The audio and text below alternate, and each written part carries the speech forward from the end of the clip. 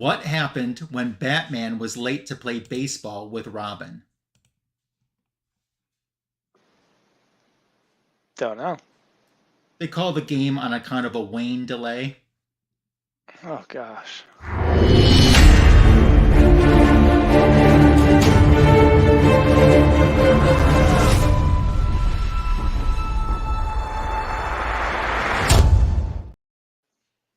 Welcome to the greatest DC comic show on YouTube. It's Fanboys Live and the Retro Review. It's great to have you here, and we'll start out by welcoming our fellow panelist who's with us every week, not drunk this week, but with us. There he is. There he is. There he is. I don't know where he's at. Comic Food 2814, how are you? I'm good. Good. How was your week? Here. It was very busy, but it was good. I actually got some bagging and boarding done this week, so nice. I enjoyed that. Yeah, I have a huge stack of that to get to eventually, and I've got a lot of books to file away as well.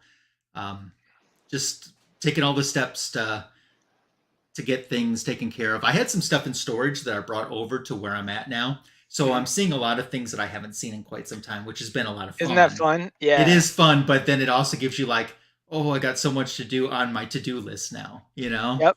Yeah. So I've been doing like my yearly like revamp of the collection, right? So I've been going through all of my stuff, and yeah, it is fun, but it does remind you what you're missing. Yeah, it does. And then I go out looking for it on eBay, and I'll find something else too. I was like, yeah, exactly. I'm like, why am I scoping something else? I have too much already. Yep, exactly. Yeah. I never thought there would be a day when I'd say, not another box of Wonder Woman collectibles. But I've said that a few times. Oh, it happens. Yep. Yeah, it certainly does. So, we'll before we kind of get into the show, we'll salute some folks in the live chat that have stopped by to say hello to us tonight, starting with our very first one, John's Comics with Kids, Wrench. And he says, good evening, and good evening to you, sir. Hope you're having a nice weekend. I think John is going to WonderCon next weekend. Oh, wow. So that will be fun. That sounds like an event I could get behind. Yeah, Ryan collects Wonder Woman. Yeah, that's breaking news.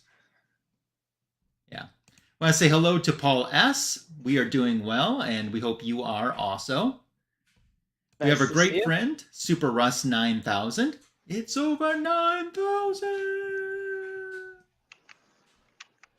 And we have I Collect a Lot so far joining us. Hey, how's it going? Yeah. And he's going Friday through Sunday. Lots of wonder to be had. Behold the wonder. Yeah, I hope you have a good time and find lots of deals. And you always have a good time when our other panelist joins us. Oh, what is going on? Hey guys, it's a Signature Queen. What's up? How's everyone doing? Well, hi, SQ. Hi. Welcome to Fanboys Live and the Retro Review. Thanks. What's up with you guys? Yes, welcome. We're doing well. How about yourself? I'm doing good. 2814, do you have any videos you would like me to share with the Signature Queen? I could find some. Oh, Signature Queen, are you familiar with any videos that ever play on this show? Do you have anything Marvel? No, we don't do anything We're talking Marvel, right? No. Yeah. I've got a whole bunch of Marvel books to talk about. Oh, I think you're looking for Tim the Comic Collector. The show's being invaded by Marvel. Oh, really? Yeah. Yeah, he does the show Fanboys Live and the Make Mine Marvel Review. Yeah. Oh. Or maybe I'm in the wrong Earth? Oh, no. Oh, that could be. All right. I think I'm in the wrong Earth. See you guys later.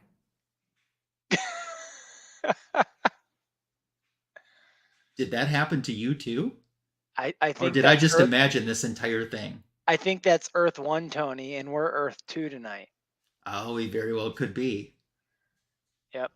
Wow. Well, that was something. I was just about to say we haven't taken attendance yet. Yeah, we're just getting. I don't know whether to count Signature here or gone. I mean, his other Earth the version doppelganger. Here. Yeah, exactly. Although, which one is the Tonely? That's a good question. And does that one cosplay as Puddin'? That's a very good question. Yeah. Here, I think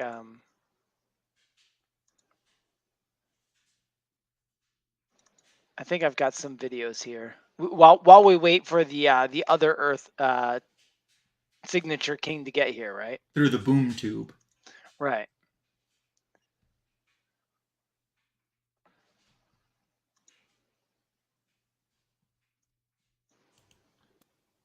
Oh, hold on, wrong video. What's up, dudes?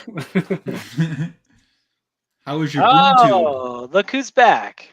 Oh yeah, it's the mother box was acting up. Just in time, because I was just about to share some videos. That's okay. I'm sure whoever those videos are intended to, we'll see them.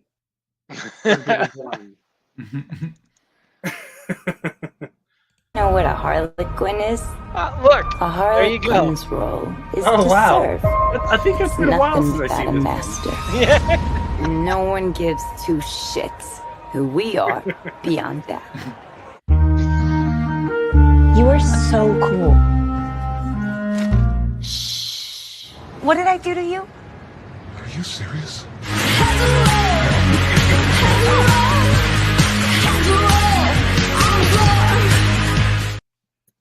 Love it. There you That's go. a classic. And a classic never dies. As Mrs. Doubtfire says, a classic never dies. So we just had a visit by the signature queen. Oh. She was looking for Tim Tom. Tim Yes. Tom. Yeah. Yeah, it was Tom here to Smith. talk about X-Men. Oh yeah. You know, I visit that Earth every now and then, and she's a big Marvel fan. I see. Yeah. She thought this was Fanboys Live in the Make Mine Marvel review. Oh yeah, that's on another Earth. Yeah. Yeah. So I've heard. Yeah. Well, welcome, Signature King. How was your week? Good. Ready for the weekend to get over with, so I can get back to work, so I can wait for another weekend. I'm not really looking forward to. I don't have next weekend off. Oh well, then yeah, of course. Yeah. So we started out with a Batman joke tonight because it is Batman Week. The 85th anniversary of Batman's first appearance is this week, and DC has unveiled a brand new logo. What are your thoughts? That's the new logo. That is the new logo. It's fine. I feel like it fits. You know what I mean? I still get the message kind of thing. So yeah, it's good. That's okay. Yeah. They could have done a lot worse. I'll tell you what. Yeah, right? Select comic book stores might have a Batman standee to go with it as well. That's cool. There you go. Yeah. I kind of like the three of them, though. You know? Like, I wouldn't just... One is cool, but, man, to have three of those? Yeah, one in the living room, one in the You'd be a dining boss. area. Yeah. That's pretty cool. That would be fun. So happy anniversary to the Batman. Yes, very much so. Did anyone see the Penguin trailer? I don't watch trailers, but I knew it was out there. It's giving me Sopranos vibes in a good way. In a good way, because you know Penguin, Oswald Cobblepot, that kind of Gotham kind of gangster, crime underboss or whatever, and it fits. I think Colin Farrell did a really good job. I think he did a great Penguin, but now that the series is coming out, I'm really looking forward to it. They did a good job. Nice. When is the series dropping again? I think it's soon. I think it's very soon. Let me check here, see if I can find it. But yeah, I believe it's very soon. So it's within the same universe as the Batman? Yep. I do agree with John's comment here. The Batman logo reminds him of the neon covers. That's exactly Legends. what I thought of when I saw it. Yep. They didn't have any other characters, at least not that I caught in the trailer. So, when does it come out? It just says 2024. I wish it gave a little bit more specific timeline for that, but yeah, 2024. Oh, set for fall 2024 as of 3 days ago. So still no So we official got a release while. date. Okay. Yeah. Fu, did you catch it? I did not know. It's worth it. It's pretty good. Colin Farrell, like I said, he does a really good job. He talks, briefly about his origin story, coming up, being disfigured, and how hard it was for him to get to like being a crime boss. But yeah, it's pretty cool. Nice. Mark Strong is in it again. Another DCU project for Mark Strong. He played Sinestro in the Green Lantern. He played Dr. Sivana in Shazam, and now he's playing something else in Penguin. Oh, okay. He's playing the Umbrella. Yeah, man, DC must really love Mark. He must be a super cool dude to work with. They keep inviting him back. Yeah, pretty cool. He was a good Sinestro. Thought he was a great Sinestro. I would have loved to see, a Yellow Lantern based movie based, with him in it. That would have been really cool. I thought he was the Sinestroist. The Sinestroiest Sinestro. Yeah. Yeah, he did a great job. But so we got we got a comment here about Mark Strong. Mark Strong is great. Always happy for more of his work. Awesome. Absolutely. So we have some DC omnibuses that have been announced. 4 have been announced. 2 are coming back into print, and 2 are first time being printed. So coming back into print will be Batman and Superman, World's Finest, the Silver Age Omnibus, Volume 1. And that's scheduled for October 29th with a $100 MSR. Also coming back into print is Batman 66 Omnibus, a new printing of that. Of course, that's comic book editions of the Adam West TV show version. That comes out September 10th with an MSR of $125. New to Omnibus for the very first time is Superman, the Triangle Era Omnibus, Volume 1. And it's got a Jerry Ordway cover. That will come out September 3rd with a $125 MSR. That's going to have 1,384 pages to it. And then also first-time omnibus, Deathstroke the Terminator by Marv Wolfman. Volume 1 omnibus will be coming out at 1,000 pages December 10th with an MSR also of $125. Any thoughts on those? I'm not a real big omnibus guy, but I'm glad Deathstroke's getting his recognition. Yeah. Yeah, I don't really collect omnibus either. I think the only ones I've got are for the Death of Superman. I do like the Omnis. I'm happy to see that they're considering putting some back into print. And that gives me hope for a few others that I have missed out on printings of. And once they go out of print, some of them get quite expensive. Sure. So now there might be some hope for some others that I'm interested in to come back into print. So that's my fingers crossed for that. Probably won't be picking up any of those 4, but I'm happy to see DC continuing the omnibus line. Yeah, I mean, I know there's a lot of people out there that get excited for omnibus. There's several YouTube channels that I could think of that are all about omnibus, and that's great. But like I said, it's not for me. But I'm happy that people are buying them and buying DC Comics, so I can keep my collection going. Some people even make shows about omnibuses. Yeah, I've heard of 1 or 2 of those.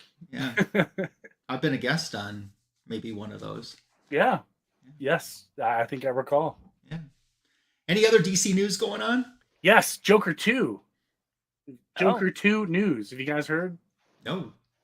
It, I guess, is a musical. Oh, yeah, we knew that. I mean, like a hard musical. Oh, really? Yeah. Not just like a song or 2 here and there, but like a big musical Why production. do they think people want to see that? I don't know. I mean, Lady Gaga's in it. I mean, maybe that's kind of a big deal. I don't understand. Just kind of reading the news here. It's going to be more musical than I anticipated from what I'm reading. Gosh, I don't even know. I don't even know where to start. I don't know why they come up with these weird ideas. I mean, they're already struggling. Like, why go out on a limb like that? Is it the same director? Yeah, I believe it's the same director. Yeah. But just why make it a musical? Like, because if there's anything that comic book people love, it's a musical. Right? A full-on production.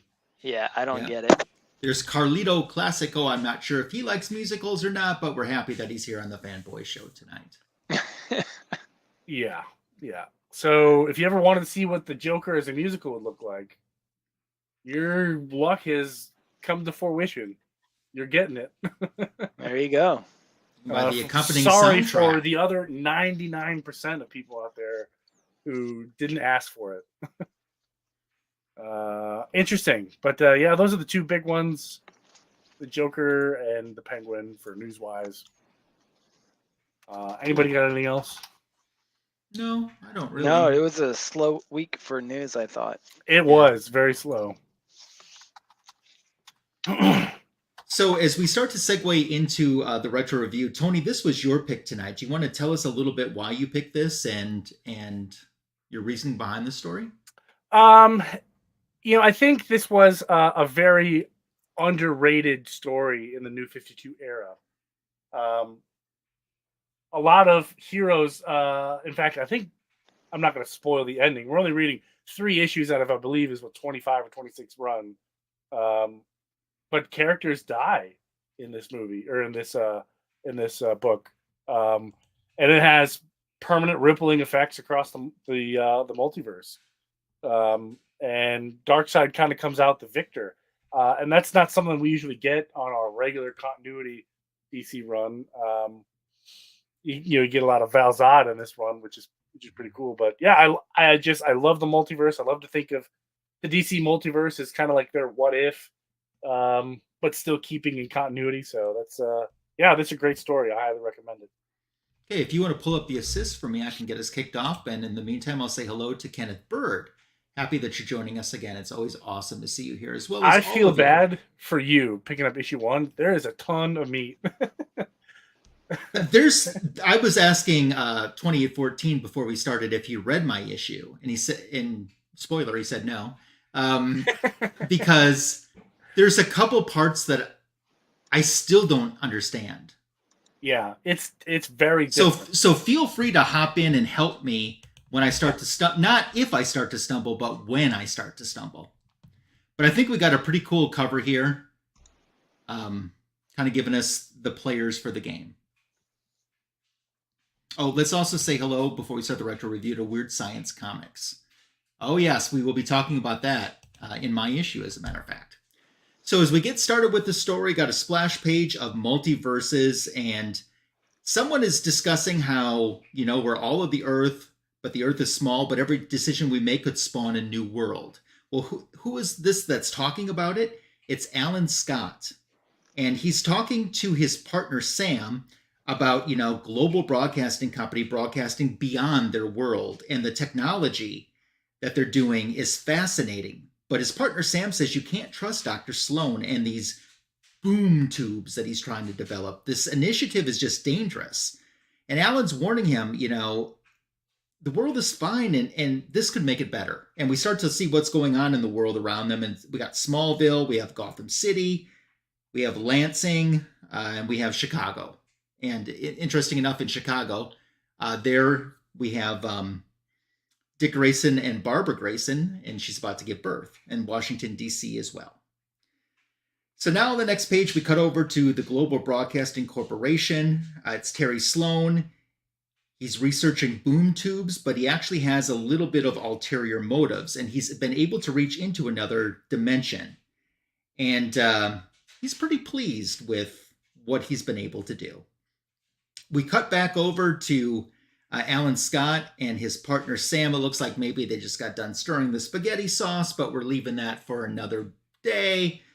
And Sam is saying, don't do this. And he's like, but we can make contact with other dimensions. It's going to put my name in the history book. And he's like, why are you keeping it a secret? He's like, the history books aren't ready for this. And he's saying, I'm not telling you to stop doing this, just make it public. And he says, nah, it's going to be fine. He leaves, and Sam leaks the information to someone. Over in the 9th dimension, here we see some of the characters from Apokolips, including Steppenwolf and Darkseid's daughter, Fury. Of course, that would be his daughter that he had with Wonder Woman. So they are talking about a powerful world, which is going to be Earth 2, that they're going to come in and invade. And he's reminding her that Wonder Woman, Diana, is only her mother in name, and that she's really a soldier of Apokolips, and she will always be her father's daughter. In Gotham City, we have Batman and Robin, and with Robin, keep in mind that's Helena Wayne, aka Huntress, but she's Robin at this point of her life, and they are closing in on the Accountable. That's a hacking syndicate, and they're chasing after them. They're pretty close on the tail, and what they do is they end up inside a building where they're grabbing James Olsen, and he's wanted for treason. And he says, wait, Bruce, people have to see this. Terry Sloan is bringing something. He's transmitting something. And he says, Bruce, this kid knows way too much. And they knock him out. Over in Metropolis, the caption says, so the Apokolips War has begun. And Clark and Lois are talking about the accountable hackers, how they've leaked some information to Lois. It's a great scoop. She feels good about it. Her phone rings. It's her father who says, you got to get out of the city now. They look out the window to this huge explosion. A boom tube is open and Apokolips is starting to invade. It's the parademons. They don't exactly know who or what they're facing right now. And by the next page, Clark has become Superman and he's talking to Lois's father, and it's already too late, General Lane. Lois has died. Next panel, what's happening? Batman's wife, Catwoman, Selina, has died. And in Amazonia, Diana is losing many of her sisters. They're dying. Next page, we go over to the World Army headquarters, and Earth together is bonding as a nation and creating essentially one military, with Commander Khan assigned to the World Council. And they know that their goal is to save the world, and they're going to start partnering with Terry Sloan, who's opened up fire pits and killed millions of people, but they're not aware of this now, so he's pretty evil. And Terry Sloan's motivation is, I'll do whatever is necessary, no matter how vile, to save my world. We skip over now to the Arkham World Army Base, where Supergirl and Superman, Kara, who this Supergirl is actually the one who will become Power Girl, they are landing for a meeting, and they're walking through these tubes of captured villains, and he says, each villain essentially has a weakness. All their evil acts are justified. You just have to find the motivation. And she says, is that true for the Joker? And he says, well, almost every villain. And they are there to meet Batman, Robin, and Wonder Woman. So the two daughters have a moment to talk about how, for Kara, for Supergirl, Lois was like her mother, and she's just lost her. And for Robin, Selina was her mother, and she's just lost her. And the big trinity there are talking about what they can do to stop this incoming war. And Batman says, I know how to stop him with a virus. But the problem is, it could cost us everything. And they talk about how, on the next page, they'll talk about how the virus will disable the beacon towers that the parademons use to communicate. And, Superman and Wonder Woman are like, then let it be. We will go to war. And they're instantly struck down. They lost Wonder Woman to Steppenwolf. Superman's taken by the parademon horde. And Batman gave his life to plant the virus that actually ended the war. Supergirl and Robin were sent hurtling off into another world. It was an unprecedented threat and an unprecedented sacrifice. On the next page, we see that monuments and tribute have been built to the big three.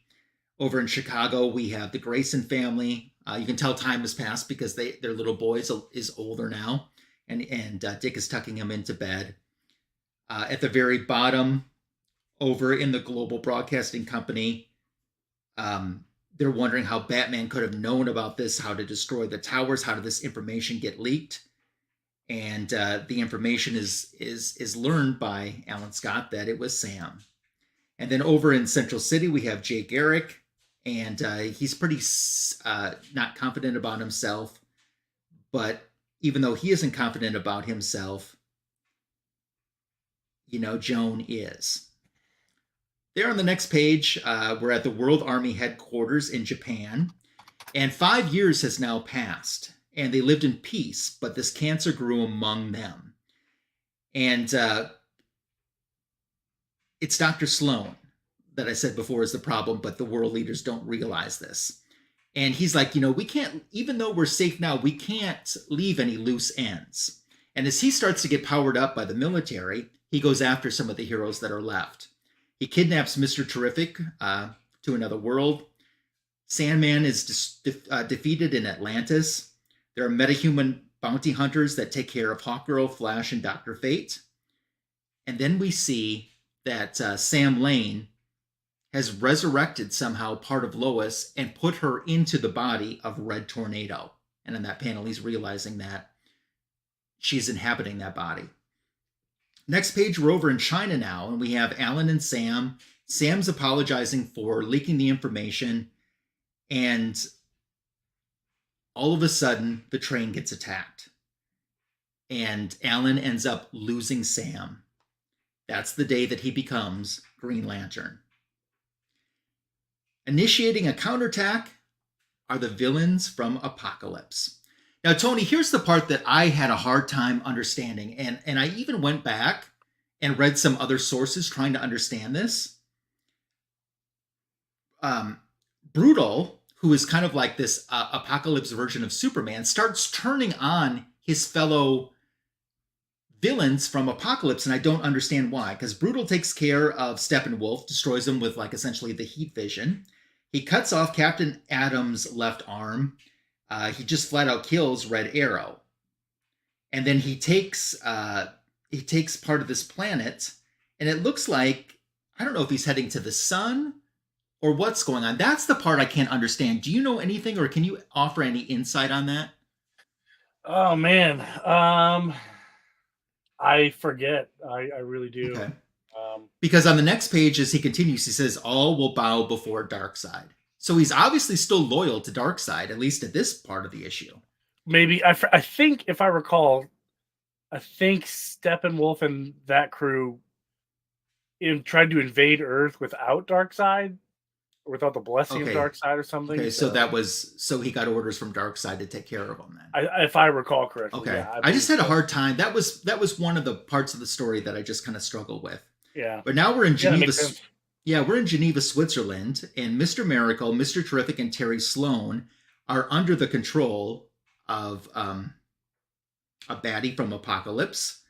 And what they want is the three of them to make a boom tube the size that could carry a planet. So now you're kind of getting a picture of what they have in mind here. But as time has passed, as we go to the next page in Amazonia, there is a new spawning of new superheroes. Here we have the Lois Lane Red Tornado version, and she's with Valzad when they get attacked by the Apokolips version of Superman. We have Green Lantern on the next page, who powers up and making a vow that he's going to make things right. In Amazonia, more heroes have gathered together for the cause. They want to create a future that is worth living in. We have the new Flash, who's running from area to area because telecommunications are down. So he's checking on people to make sure to see what threats are out there, to see how people they know and love are doing. In the meantime, he's on communications with the new Hawkgirl, who is the daughter of Kendra Saunders. So those two are in communication. If you want to keep scrolling down just a little more, after that page, we'll head over to Chicago. We're now in Wrigley Field, where like a concentration camp has kind of been set up. And Dick and Barbara Grayson are part of this concentration camp. Dick doesn't look like he's doing well. Barbara's checking in on him. He doesn't sleep. He hasn't ate in a long time. There's not enough food rations for everyone to go around. And he says he doesn't sleep because someone has to protect his family while his son and his wife are sleeping. Otherwise, people will come in and hoard them and take over. And Barbara's like, well, I'm a city police officer, and I just don't think it's right that they've stripped me of my powers because they feel, that this new government army has kind of taken over. Over in Switzerland, as you got to remember, time has passed now, and who is back? Power Girl and Robin, who's now evolved into Huntress. And they're back to their home planet for the first time in years, and it looks like a nightmare. It's a complete mess. On a TV screen, they see some heroes, and they're a little shocked, especially about the Batman, because Helena says, his movements are wrong. He's slower, he's older. That is not my father. In Geneva, we have a big crash, and Valzad is there with Red Tornado. They're trying to save some of the victims. We have this new version of Batman that has joined them as well. We have a Green Lantern over with them, and they're in utter chaos from this destruction that has just taken place in Geneva. And they look up in the sky on the next page, and initially they're like, what is that? And they start pointing, and they're like, well, maybe we're not out of luck right now, because they see Power Girl and Huntress arriving. Over in Amazonia, the Commander Khan has requested some more additional security and resources, but the heroes are, or the other countries who can authorize the heroes to do that, are turning him down. And needless to say, he is not very happy about that. So when the meeting is over, he walks out, he calls them fools, and he asks one of his assistants if they've had any luck finding Oliver Queen. We may have need of his weapons expertise. And they're like, there's no sign of him. It's like he's vanished off the face of the planet. And even if we knew where he was, can we really trust him? And he says, well, the fate of the world's at stake. Trust is a luxury I can't afford. We have to find him. In Puerto Rico is where we head next. We have Mr. Miracle, who is the ultimate escape artist, but he's not able to escape this. This boom tube that they're building that will be able to carry a planet. Looks like a lot of progress has been made on that construction. And now that the guys essentially are useless to Apokolips, they're ready to be killed. We see Big Barda and Fury checking in on Mr. Miracle, when all of a sudden they are alerted that Apokolips is beckoning, and they start to call to my master. It's now or never. And we're left with a little bit of a cliffhanger at the bottom of that page.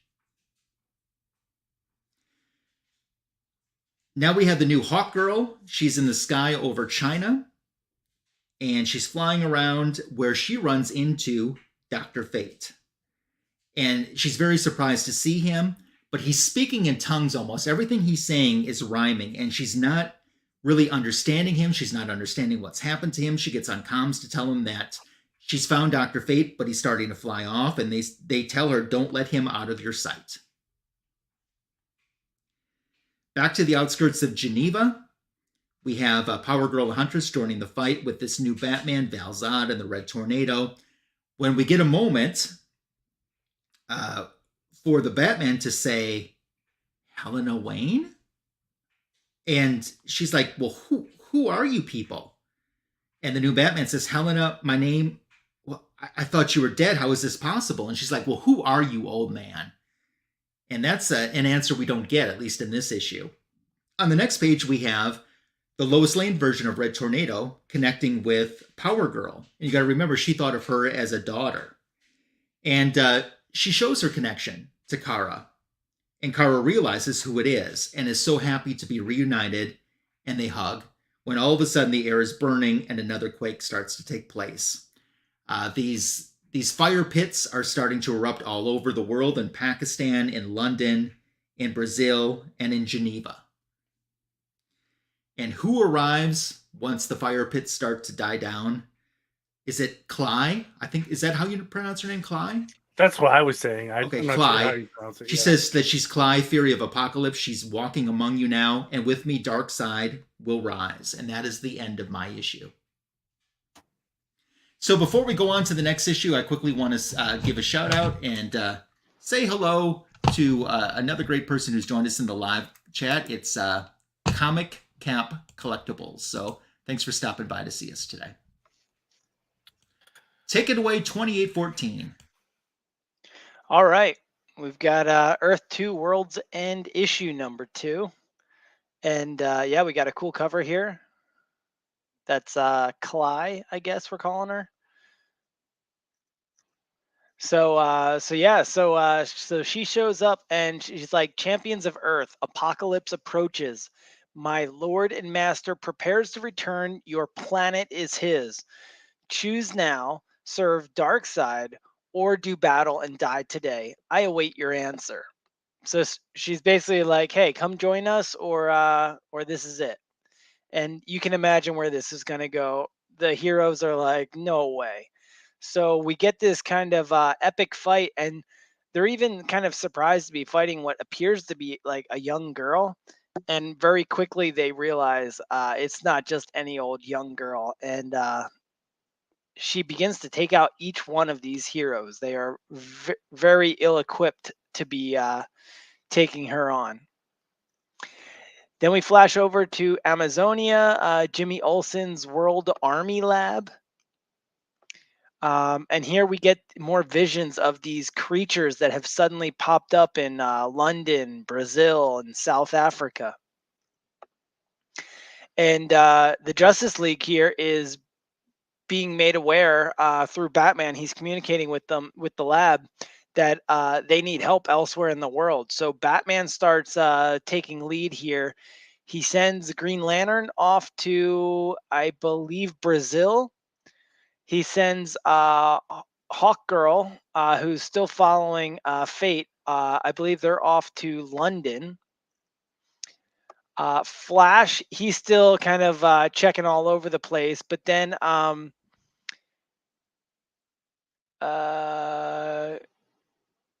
yeah, so this Atlantean, I guess, he sends over to South Africa, where a pit just disappeared into the ocean. All right, we've also got then back at the battle with Clyde, we've got Red Tornado, Huntress, and Batman fighting these parademons, and they begin to realize that these parademons are actually just human beings, the missing humans, I guess, that were abducted, and they're dead, but Darkseid has reanimated their corpses.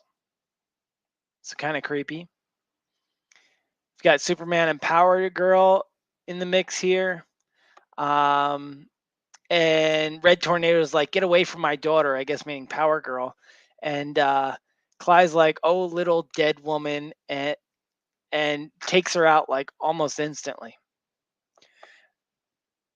Back to Amazonia. They are observing that Darkseid is on his way. Apokolips is headed here to Earth. Over at the Court of Apokolips, they're asking, why has he allowed Bedlam to lure Apokolips to this ball of dirt? And they're kind of bickering back and forth. This isn't too important, but then basically this, I'm not sure who this character here is, but says, "Take heed, fools. You children have such short memories. Remember that Apokolips lives." So it's more than just a planet, it's living. "In times of crisis, the god planet will send an emissary born of itself. It has happened before, long, long ago, and it will happen again." All right, here we go back with Clyde. He's taking out Red Tornado, but she gives one last attempt, and nope, still taken out. So the parademons start to collect the heroes now that have just been defeated. And Clyde's telling them that they too will be turned into playthings for Darkseid, basically these parademons, these reanimated corpses. And just to make her point, she takes one of the soldiers and shows right here the process, and you see her beginning to transform into this parademon. All right, now this part is very confusing. I don't quite understand what's going on, but back in Puerto Rico, we've got Mr. Miracle, Mr. Terrific, and they're making some kind of like psychic connection with Bedlam, and I don't know, they say these like magic phrases, and it kind of takes over Bedlam's mind. It didn't make much sense to me. Then we've got Mr. Miracle here, still in this cage, I guess, meditating. when they get this alert that somebody's here. Turns out it's Mr. Terrific. He says, "Hey, ladies, can I just have a moment of your time?" Okay, now we are inside Terry Sloan's mind. So again, this whole part kind of confuses me. He's talking about how his mind's a labyrinth, and I think he's fighting with Bedlam in his mind, and Bedlam basically makes him come to terms with all of the victims that he's had, right?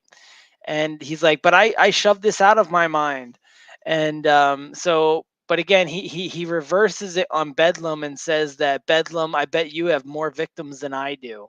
You can see he tosses him into this pit of victims, and it kind of drives Bedlam mad. To be honest, this whole part didn't make much sense to me. It was not explained very well. All right, back to Green Lantern. He's on his way to Brazil, and he's thinking about. He's basically saying that his green power comes from the Earth itself, and the Earth feels what is happening, and these elemental forces of the planet have risen up, and I guess they're going to be entering the fight. I don't know. I don't know why they threw that in. There's a lot of stuff like that. Back at Amazonia, the ship shows up, and that's unauthorized, and they're all ready to like blow it out of the sky to like land in the Coliseum. We don't know who you are, and that's when they're like, "Whoa, whoa, it's us, Mr. Terrific and Mr. Miracle." So T minus 24 days to Earth impact. Again, they're still monitoring Apokolips on its way to Earth. I guess they've got 24 days. Back at the battle site with Cly, the fight continues yet again. I thought they were already defeated, but I guess they got back.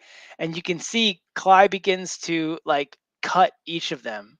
You can see slicing Power Girl there. And as she does, she is able to take control of them and create Furies for Darkseid. So now you've got Batman and Superman having to fight these evil versions of Red Tornado and Power Girl and Huntress.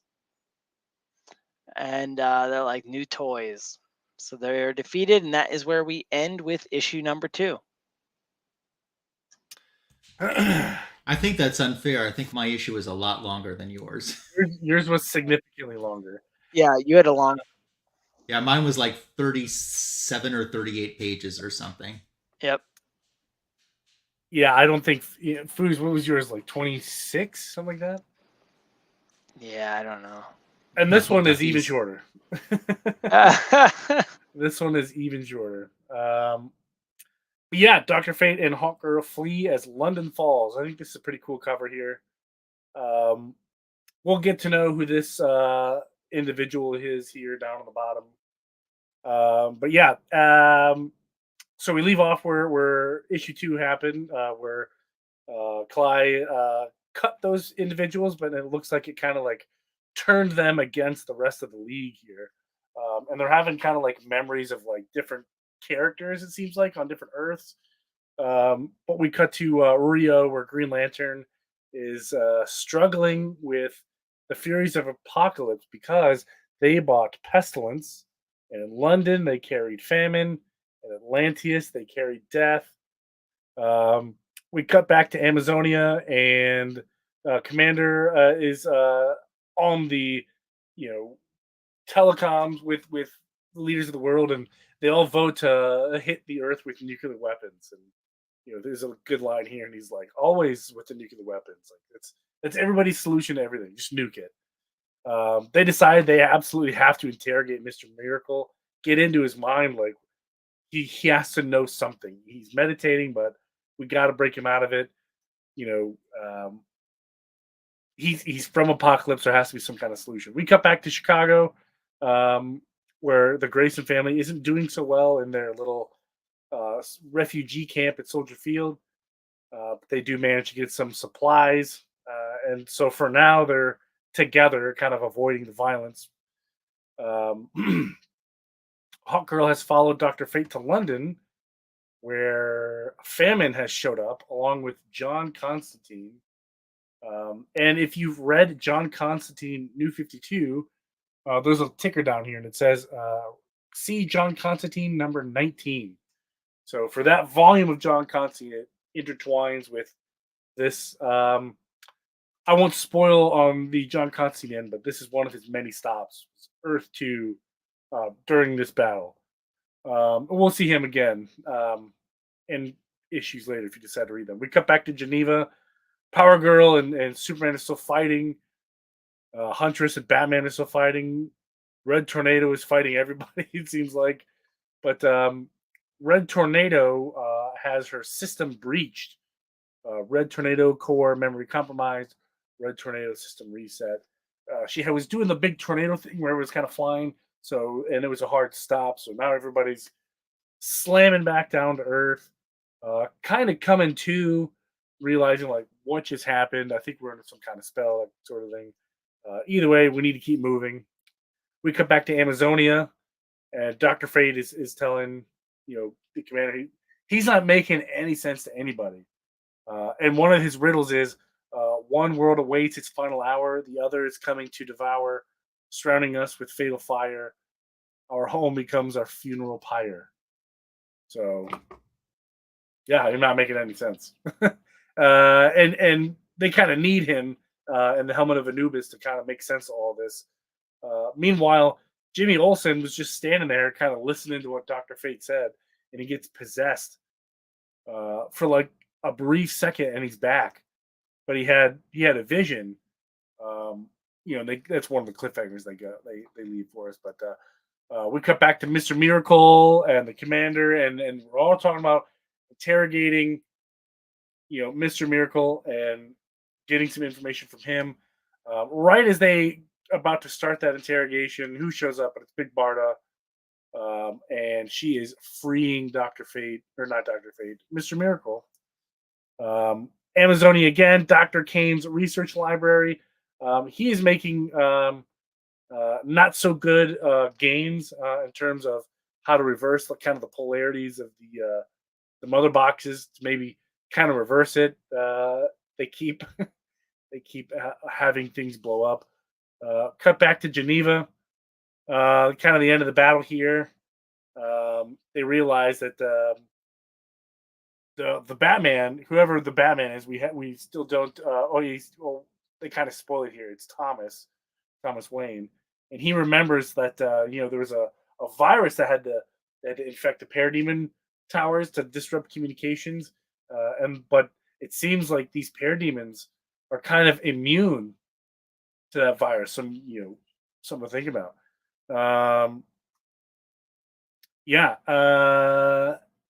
Green Lantern's in Brazil, and he brought up a good point. Hey, eradicated that monster, but where's Aquaman? Nobody's heard anything from Aquaman. So they head down to Atlantis and they see death, like the physical embodiment of death. And here comes several Atlanteans, rising to the top. So maybe we'll get some Atlantean parademon hybrids. But that wraps up issue 3. Nice. A lot of meat. Cool. So thoughts on these stories? Tony, you picked it. Why don't you start? Thoughts on the 3 issues that we reviewed? I like Earth 2. Earth End is one of my favorites out of the Earth 2 stories that came out of New 52. Just because I won't spoil it, but it's called World's End for a reason. So it's fun. I encourage you to see if you can get this run or want to read it online or find it at dog bins, go for it. I don't think there's any keys in here, but it's just a fun read. Nice. And what type of grading? Let's say out of 10. What would you give the 3 stories that we featured tonight? 7.5 out of 10. Okay. Yeah, I like it. A lot of writers on here. Yeah, I saw that. And Mr. Fu, your thoughts and grades? I thought it was pretty fun. I liked the art through most of it. But I had the same kind of challenge you had, Lasso, where there was parts where it just all the jumping around, like it wasn't exactly making sense to me why certain things were happening. So I'd probably give it like probably a 6. Okay. That's where I was. My story, especially, almost every page or every other page was a huge jump to another location. What I do like I like the Earth 2 concept. What I do like is how they kind of reinvented some of these characters too, like and making Fury Wonder Woman and Darkseid's daughter. That's a very interesting twist because the original Fury that we had in comic books, the one pre-Crisis, was Wonder Woman Steve Trevor's daughter, and she was part of Infinity Inc. So I'll go with a 6 out of 10 as well, just for the 3 stories. I'd be curious to see what they did with some of these characters in the future. Tony, I'm glad you told me it was Thomas Wayne because I was wondering who that was. I forgot. I skipped the panel that they were talking about it, but yeah, it is Thomas Wayne. Yeah, so that's kind of where I come in with stuff. As we kind of segue out of the retro review, Tony, there's a question here for you from I Collect a Lot. In short answer, no. One is, I mean, it comes down to pricing, really. I think CBCS has a little bit more fair pricing. Plus, you're already all in on CBCS. I mean, yeah, I'm right? committed anyway. Yeah. I can't go back. But JSA, I don't know if you've heard of them. I actually have some history with JSA. They're not good. I don't want to dispel any rumors, but do some research. They're not great. There's a reason why Beckett, number one, got bought by, Beckett bought CBCS. So in terms of authenticating and autograph standards, Beckett and PSA are kind of the industry standard. So anything less than that, it's only a matter of time before they hit some kind of controversy again. So not that Beckett was immune to controversy by any means, but I foresee more of it happening on the JSA side. That's a whole nother episode that I'm going to spare you guys from. But yeah, long story short, no. Okay. Nope. Well, right. As we segue into our book show channel promotion portion, I'm actually going to go first. What's on my channel already? A back issue of the week YouTube short. Throughout the entire month of March, I've been devoting my back issue of the week for Women's History Month, and I did a Black Widow YouTube short that got over 400 views, just like the previous week's one did for Zatanna. This one did just a touch more than Zatanna did, just a touch, a pinch, but it's awesome to see that. I released a comic book editions video this past week where I only showed 3 pickups. 2 were DC and 1 was Marvel.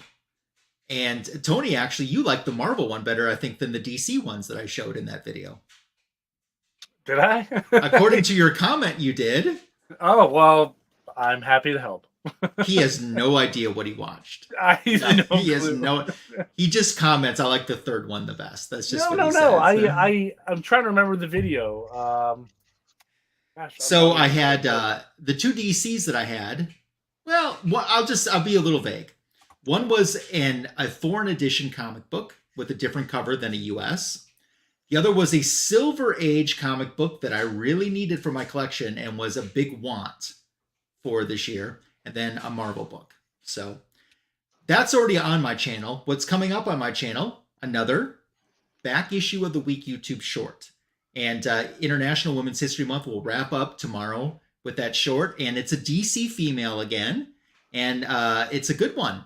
So it's a character that was mentioned in today's story, sort of. So look for that. Well, and this character's fighting an iconic villain. So look for that to drop tomorrow. On Tuesday, I'm releasing a comic book editions video, a half-price books haul. And I'm actually going to give you a preview of something that I'm going to show in the video on Tuesday. So this is actually a little sneak preview. And it just times out so perfect with the story that we read tonight because this book is a recent acquisition from Half Price Books. It is World's Finest Annual #1. And this is the Earth 2. Here we have the Robin and Supergirl battling the Earth 2 Wonder Woman. So that will be my book show for tonight. Just timing worked out really well for that. So if you're not subbed to me or my other friends, including the one that didn't show up to the show again this week, you can find the links to their channels in this description for this video. Comic Food 2814, what do you have for book show? So I've just got a nice haul in of Green Lantern books, and I figured I'd bring some of my favorites here to show. Okay. So I just picked up this Batman 44. This is the Green Lantern anniversary, the 75th anniversary. I've been trying to pick up all of these covers. And this is the Batman one. So cool. What ratio variant is that, or is it just the anniversary? It's just the anniversary cover. Okay. Yeah. Then this one, I can't believe how cheap I got this, but this is Green Lantern number 10, the second printing. But this is also the first appearance of the Sinestro Corps, first appearance of Arkillo and a bunch of Yellow Lanterns. That would be a good poster.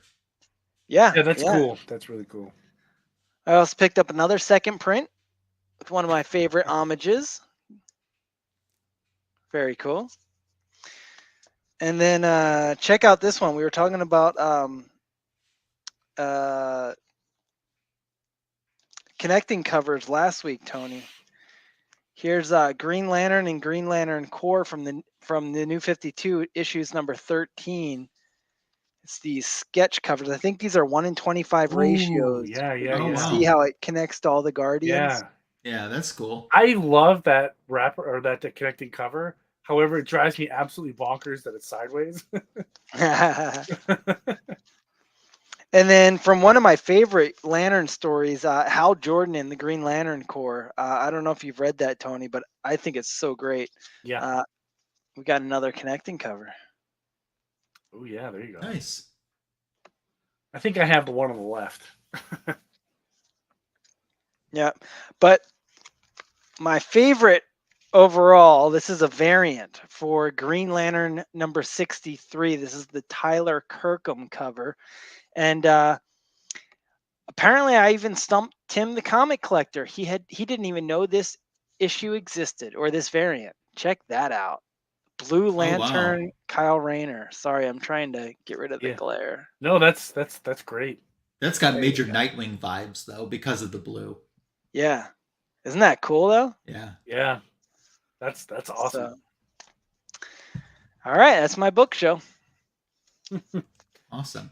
Hey, before we go on, Paul, if you were asking in your previous comment who Wonder Woman is fighting, if you're talking about this issue, she's fighting Supergirl and Robin.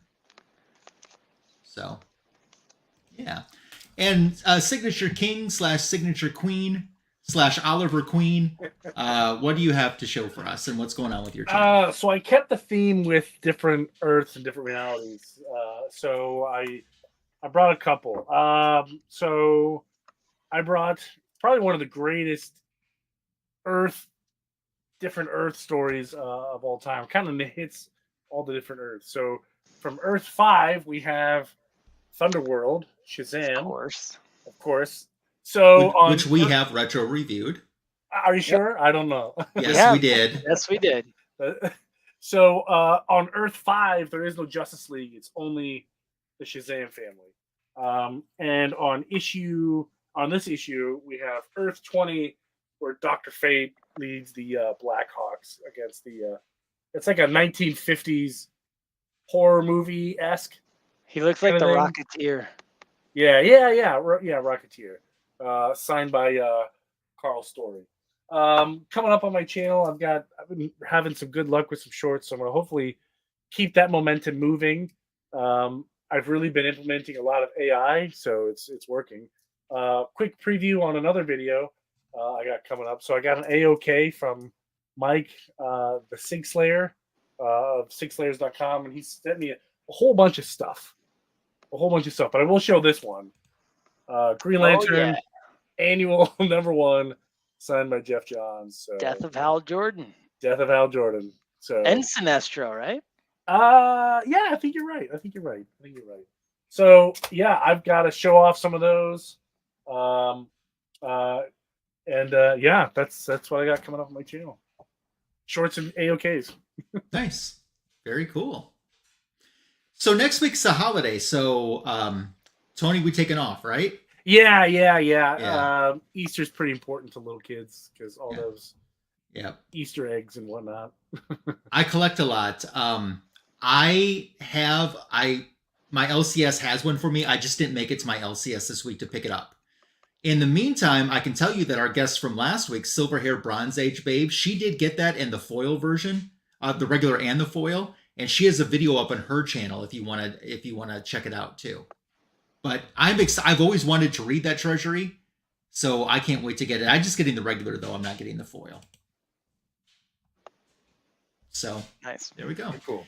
So we'll take next week off for Easter Bunny, Happy Easter Bunny, and then it will be my pick. And I'm almost thinking, because we've kind of done some heavy stories lately, that we might lighten it up a little bit with my pick next time. Very cool. Very cool. So, All right. something that is definitely, I mean, DC does, big multiverse stories, but they also do fun stuff and really almost a little bit insane stuff, very lighthearted stuff. And I think that that's the direction I'm going to go for my pick for our next retro review. So in 2 weeks, you'll find out what that is. In the meantime, we thank you for joining us for the greatest DC comic show on YouTube, especially if you joined us in the live chat or watched on the rewind. We appreciate you so much for watching Fanboys Live in the Retro Review. We'll see you next